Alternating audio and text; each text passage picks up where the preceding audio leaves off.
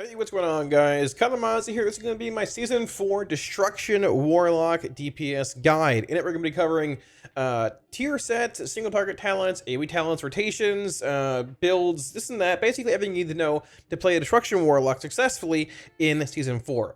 Now, any weak wars add-ons in the video, there's links to Twitch and Discord down below. They're all for free for you guys. And yeah, let's just jump right on into it.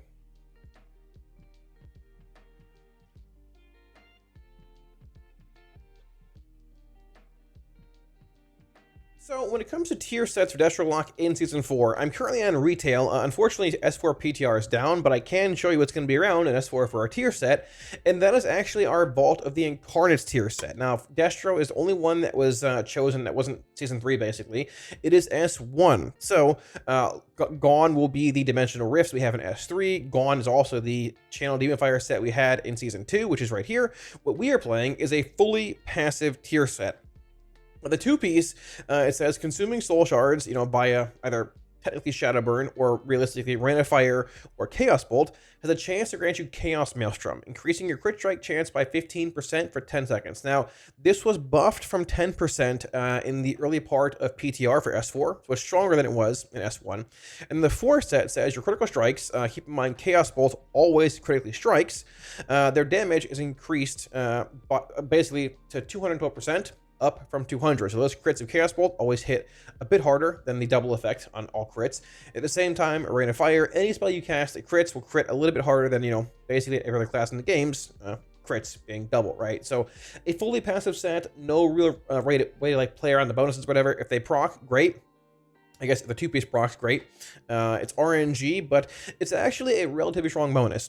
Not the strongest of, all our bonuses over the course of the expansion, but still a relatively strong one. And being passive and all that, a bit of RNG baked into it, but overall, a strong bonus. It should be, well, you're going to acquire it regardless early on, but relatively strong, and one that you can play passively. If you don't like hitting buttons like Channel Demon Fire from Aberrus or Dimensional Rifts from, Amir Desil, perfect, because this one is fully passive.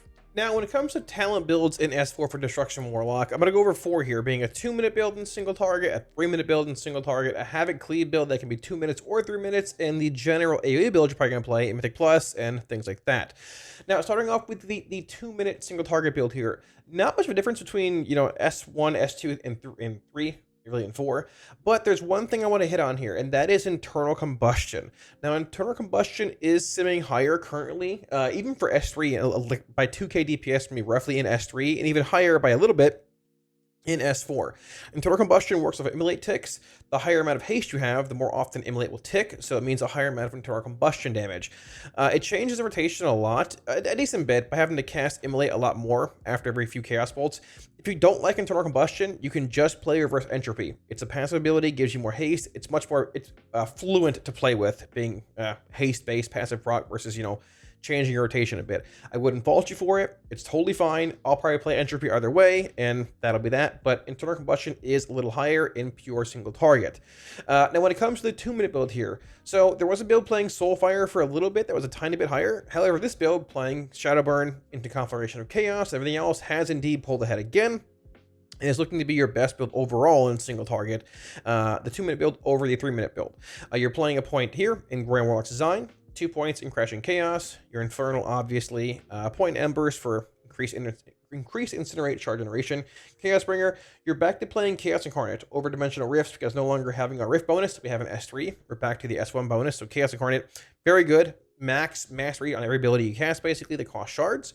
1 point in Burned Ashes for that Incinerate damage increase, and you have 2 points in Ritual of Ruin. 2 points here in Swallowing Flames, everything else is basically, the same.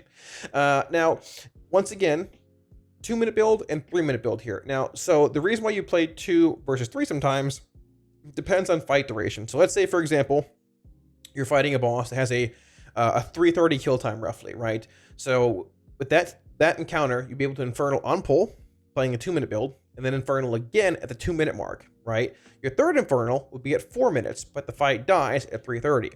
So in that case, the 2-minute build would Infernal at 0 and 2, the 3-minute build would Infernal at 0 and 3, but both would get 2 Infernals. However, the 3-minute build gets to play an extra point in Burn to Ashes for a larger Incinerate increase, more consistent damage, and you're not really losing out on any Infernals because the fight died at 330. So 2-minute Infernal and 3-minute Infernal builds realistically are more just like more so kill time dependent than anything else. Yeah, it's like if a fight dies at 4:30, for example, the 2-minute build would go Infernal at 0:24, and it dies half a minute later.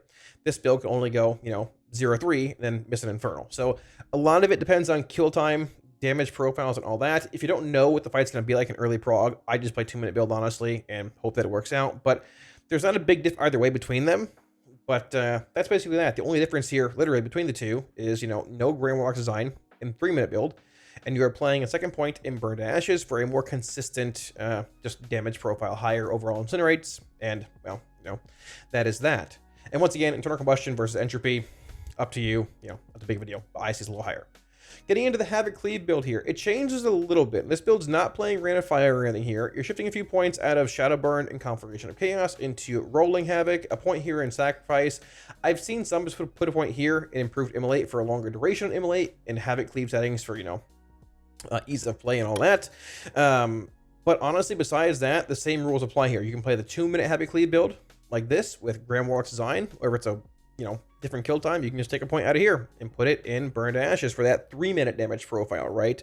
So it really depends on the scenario you're in, but the same elements are here from these builds mostly. You're just playing Rolling Havoc for that damage increase when you're cleaving with your Havocs. You're playing Sacrifice, and this point can float a little bit. It can go into like Improved Immolate if you want, more than fine, but that is basically the gist of it, for single target and Havoc Cleave based settings. Now the final build here is going to be your Mythic Plus build for S4. Now, this build is different from what we played in S3. S3 plays a build that has Channel Demon Fire, RDF, and Dimensional Rifts, because you can basically apply a lot of Immolates with Cataclysm, also being played in S3 and all that. A lot of Rift refunds, Immolates ticking and all that, and this extends your Immolates. That's all gone. We're playing that passive tier bonus again, right? So you're back to having that massive AOE profile that you had in S1 and S2. You've seen it a lot on PTR and Algothar's Academy, Bracken High Hollow in Season 2, things like that, where you have that Inferno, Rain of Fire damage increase, and shard generation. The more targets you're hitting with Inferno or with Rain of Fire, the more shards you get back. And if you're hitting 8, 10, 12 targets or more than that, you're basically sitting at 5 shards, just casting Rain of Fire every second, over and over and over and over. You have so many shards, right? You're also playing 2 points in Rolling Havoc here. You're playing Entropy here, not worried about internal combustion and AoE and all that. Chaos Incarnate over Rift. Tier bonus is gone. Incarnate, very relevant in these settings also. You're playing 3-minute Infernal here with Double Crashing Chaos, a point in Ritual of Ruin, Master Ritualist, and Avatar Destruction. Now, I played with some builds on PTR that played like 1 point in Crashing Chaos, 1 point in Embers for a bit more single target and all that. I played builds that had no points in Rolling Havoc and some points in Scalding Flames for a little more single target as well. You might see a bit of variance in these builds when we get into M+ and S4 a bit for looking for a bit more single target in keys where the mass AoE is not as relevant. But in keys like Algothar's Academy, keys like Bracken High Hollow that are both part of S4, other big AoE keys, probably just going to see this build here. Just looking at Double Crashing Chaos, no Embers, 3-minute Infernal, but big AoE, max Master Benefit, Chaos Bringer, Purple Infernals, Infernal Stuns being relevant, all that, and Inferno for mass shard generation with Rain of Fire spam. So, with all that being said, let's look at the rotations in single target and AoE and talk about how they function. So when it comes to Destruction's single target rotation, it's actually really simple. The only one thing I'm going to mention here is if you're playing internal combustion or not. Now I'm going to show the way internal combustion would work, and then we're going to talk about the normal rotation playing entropy, right? Now the only real thing here is like if you're playing internal combustion, whenever you cast your Immolate, it will basically put it up on the target. And the way internal combustion works, when you cast a Chaos Bolt, it will consume seconds off of your Immolate, 12 to 6, and so on and so forth. Now, the way that you can play with internal combustion, if you have range between you and the boss, is let's say you have Immolate up, generating shards, doing whatever, you can cast a Chaos Bolt with about, let's say it ticks down here, it consumes 5 seconds off of your Immolate, right? Let's say you cast it with about 4 seconds remaining, right about now, give or take. You have less than 5, but you can refresh the Immolate on the move. So it refreshes and then eats the 5 seconds whenever it hits the target, because there's travel time with your Chaos Bolt. And for the most part, if you're playing internal combustion, the difference between the rotation playing entropy and combustion is you're just having to refresh Immolate a lot more. You don't want to ever cast a Chaos Bolt and have it consume less than 5 seconds on your Immolate. So basically, normal rotation would be something like this. You'd be casting bolts, cast a bolt again here, give or take. I cast a bolt again here. I'd refresh Immolate here, basically, and there you go. It's just a lot more Immolate refreshing. It's not too complicated, just sort of a pain to play with, but we're going to forego that rotation. I mean, we're going to obviously do it if we need to in single target, but we're going to look at the reverse entropy version of Destro's single target here. Keep in mind, if you play Internal Combustion, once again, not much changes. It's the same opener for the most part, just you're weaving in Immolates to refresh your dot between, you know, bolt cast and to maintain the effect basically permanently. That's the only difference, right? Now, when it comes to entropy here, so we're just going to open up here. We're going to say you're going into a boss, a pull count's going on. About 3 seconds for the boss's pulled, you're going to precast and incinerate. Let me turn this up here a little bit. Precast and incinerate into a precast immolate. Boss is pulled. I'm going to conflagrate, infernal, potions, trinkets, whatever. Cast a chaos bolt. Conflagrate, chaos bolt. Incinerate here if we can. Conflagrate, cast a chaos bolt. And honestly, just keep casting incinerates and chaos bolts. The shards being around. Refresh your immolate before it falls. Conflagrate, chaos bolt. And that's really Destro. You're going to try and spend Conflagrate backlash stacks on Chaos Bolt cast if possible. That isn't the other way. If you're playing Baloros, at this point you can run into melee and Baloros if you want. Just Incinerate, Chaos Bolt, refresh my Immolate, Chaos Bolt, Chaos Bolt. I'm going to Conflagrate, cast a Chaos Bolt, cast an Incinerate here. And that's really the gist of it. It's not very complicated at all in single target. Now, there are a couple buffs you want to look at maintaining. One is Eradication here. It's the talent that increases your damage by 10% whenever you cast Chaos Bolt for 7 seconds. But for the most part, as long as you're weaving Chaos Bolts and just casting them naturally, it rarely ever falls. At the same time, the thing called Roaring Blaze that increases damage if you Immolate, Incinerate, Conflagrate by 25% for 8 seconds as well whenever you cast Conflagrate. But honestly, Conflagrate is, for me, 8.7 second recharge time. It's reduced by haste passively and also reduced by this here being exposed potential. And besides that, you basically just cast it naturally and it maintains the effects. Destro single target rotation is very, very simple. We are not playing Internal Combustion. If you're playing Internal Combustion, like I said, you basically just weave in Immolate refreshes between your Chaos Bolts and it becomes just very, very simple, right? Now, if you're playing a thing like trinkets like Baloros and, you know, Naimi, for example, next tier, or 2 on-use trinkets, you want to use your stat-based trinket with your Infernal. So I'm using Mirror here. I pop my Infernal with my Mirror, right? And my Baloros I can pop, you know, 20 seconds later by running into melee, hitting it there, and you're good to go. Now, briefly, we can look at the Internal Combustion opener. It's the same thing, pretty much. Like I said, it's just literally refreshing your Immolates a lot more often for that Internal Combustion damage. Let's change builds here. If I can get out of combat at some point, because we love being in combat for ages on dummies here. On passive, there we go. And we can look at how it looks with Internal Combustion. Now, honestly, this playstyle, like I said, is about 2k more DPS. From what I've seen in Sims, maybe a little more in S4 with gearing and things. And I'm likely it's going to end up playing Entropy either way. It's a better playstyle. Just feels better to play, honestly. Not as much maintenance between you know, this versus Internal Combustion. But once again, if you want to min-max things, Combustion is a little higher in single target. So, very similar opener here. Let's say you're pulling the boss in about, you know, 5 seconds here. I'm going to my trinket for 10 seconds here to come up. But let's say about 4 seconds before the boss is being pulled, you want to precast and incinerate, depending on how far you are from the boss, because there's travel time on incinerate. So we're going to precast incinerate right about now. My trinket coming back up. Precast incinerate into an immolate. Infernal, a Conflagrate, Trinket, Potion, whatever, cast a Chaos Bolt. And watch my Immolate here. It's going to be consumed, right? Consumed, Bolt again, refreshing the move, consume some seconds there. I'm going to Conflagrate again here, Bolt again here. I'm going to Bolt again. I'm going to refresh Immolate on the move here. Refreshed, consume there.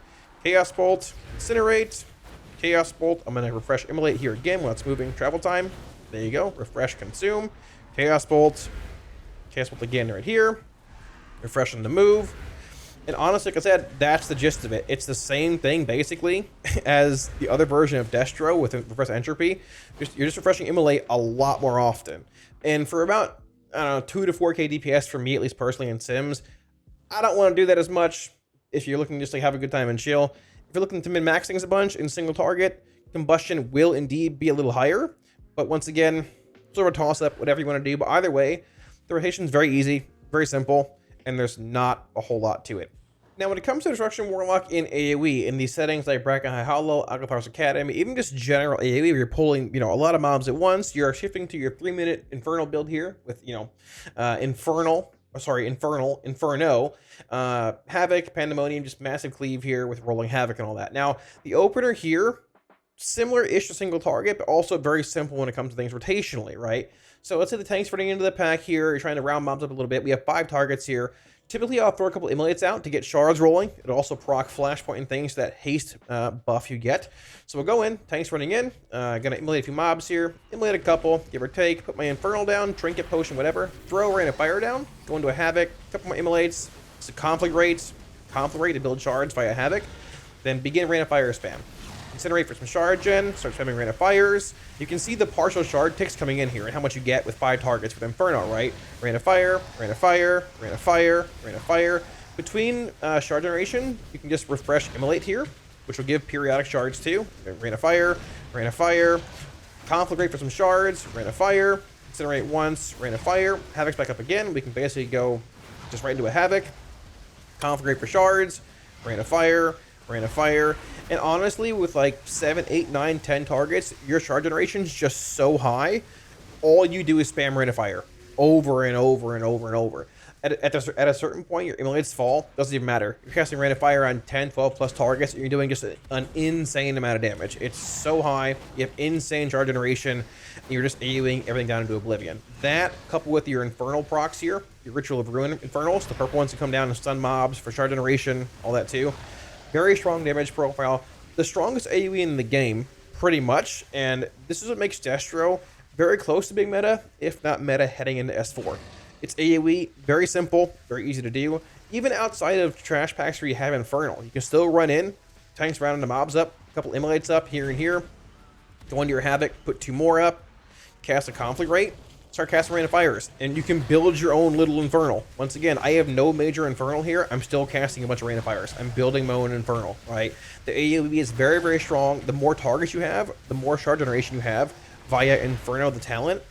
It just spirals. It's a vicious cycle. This is what makes Destro so strong in AoE in dungeons like Alcathar's Academy, Bracken High Hollow, and wherever, where you're pulling just a bunch of mobs together for that really, really strong AoE profile. So thanks for watching, guys. I hope the video helped clarify any questions you might have had about Destro Lock heading into Season 4 and patch 10.2.6 of Dragonflight. Like I said, if you want any talent builds, there'll be links to them all down below in the video description, and probably pinned somewhere in the comment section if you want to copy those for your general reference or whatever. At the same time, my website, there'll be a link to that also down below in the description. We updated later on this week, probably like towards the end of the week, with builds for S4 if you want like more of a text or visual reference for those. But yeah, that should wrap it up.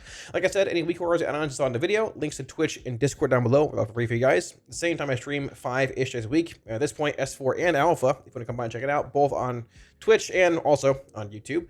And yeah, I also want to give one huge shout out to my patrons for in the video. For all support on Patreon, guys, thank you just honestly a million times. Thank you so much. It allows me to keep doing what I'm doing for you all, making guides and videos, and I just really appreciate it. If you're looking at supporting on Patreon, should be a link somewhere up here, as well as down below in the video description. Now, while S4 is launching, I guess technically today, or whenever this video is coming out, we are also in the midst of the first build of War Within Alpha. So a lot of content coming out over the next few weeks on the channel, looking at War Within Warlock, new hero talents, new builds coming for Warlock, and new, I guess, talents as well. So a lot happening. If you guys want to see that, be sure to hit the like and sub buttons below. It helps out a ton. Whenever we get new videos posted, you get notifications for that. And yeah, all that being said, thanks for watching, guys, and I will catch you all again soon on stream. Peace.